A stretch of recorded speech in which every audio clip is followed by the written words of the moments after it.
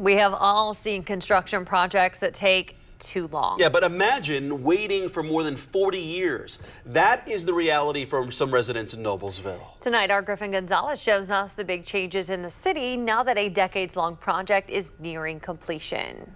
I really love it, and it's growing like crazy, but they're doing such a good job of handling the growth and keeping it the small town feel. Noblesville has been Kathy Hines' home for nearly 40 years. Ironically, the city's work on Pleasant Street has taken just as long. Kids, I laugh. I just turned 40 this summer. We've talked about it my entire life. So I'm proud of the fact that we had hard conversations, dug deep, and were able to cut the ribbon on phase 1 of it in September. Oh my goodness, it makes it so much easier to get through town. But this Pleasant project costs a pretty penny. In 1999, we showed a cost estimate about $7 million. We broke ground and will complete that project on time and under budget for about $125 million. That speaks a lot to just the inflation of today. The biggest challenge, convincing neighbors to sell parts of their property.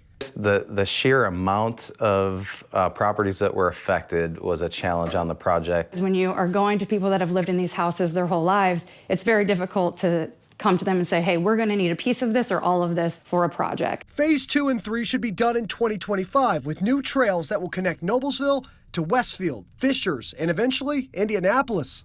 People assume when they move to central Indiana that they're going to live in a neighborhood that they can get on their bike and go down to a gas station or a grocery store.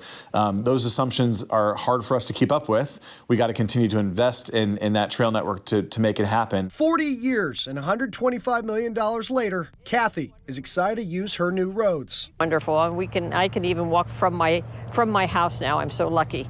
It's a very pleasant drive on Pleasant Street, but it just is. In Noblesville, Griffin Gonzalez, WRTV. And the largest part of the project was completed earlier this fall. Again, phases 2 and 3 should be done by the fall of 2025. Noblesville says the project is set to be completed on time and on budget.